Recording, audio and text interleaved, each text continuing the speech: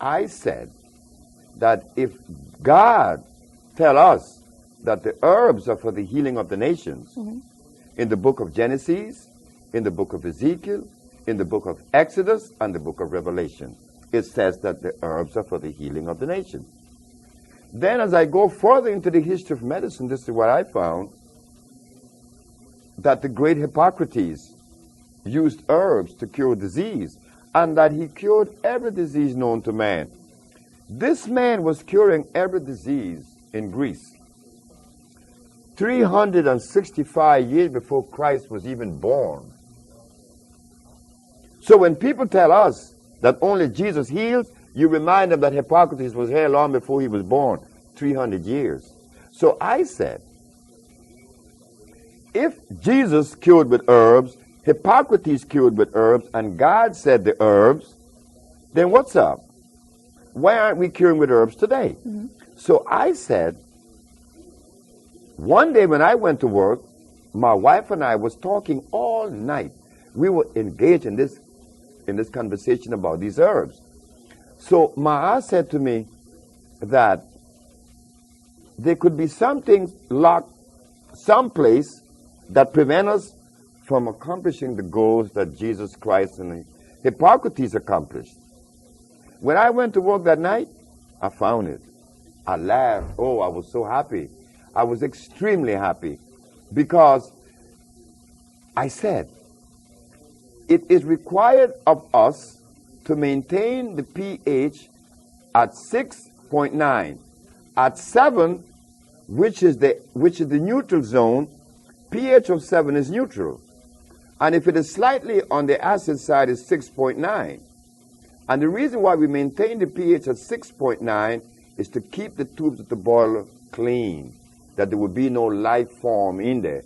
But if the pH is 7.1, oh, now you're going to experience life. Life form will begin to accumulate in the tubes of the boiler, preventing the radiant heat or the convection heat from reaching the tubes.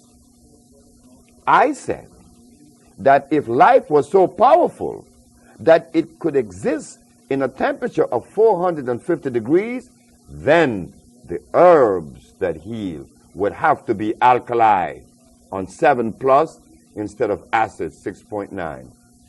Then I begin to check the pH of all the herbs. I begin to test it.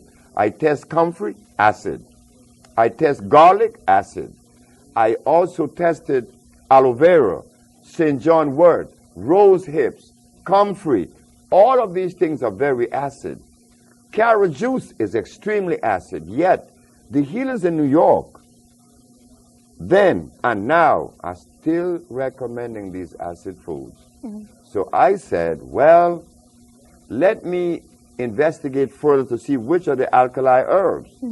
And I begin to see that burdock, yellow dock, also the elderberry, these are alkali plants. Also the Virginia snake root, that's alkali.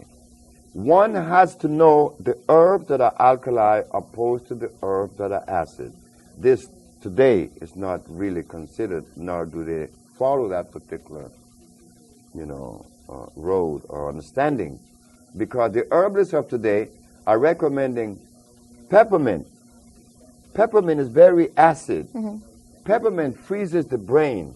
Some even recommend peppermint oil. Peppermint oil is extremely caustic. So now we have this kind of information in front of us being disseminated and carried out. So there's confusion in the population. But the one thing that my supporters or the people that helped me, that counseled me, they said to me, Sebi, the one thing that you have in your favor is that you have cure and you are curing the diseases that others are not curing. So that is the barometer that tells us that the acid herb that they're using prevent them from reaching the goal that they're pursuing. It was my steam engineering experience that helped me in herbology to understand the herb that God made. Yes, it has to be made by God. If we eat something that God didn't make, we are running the risk of disease.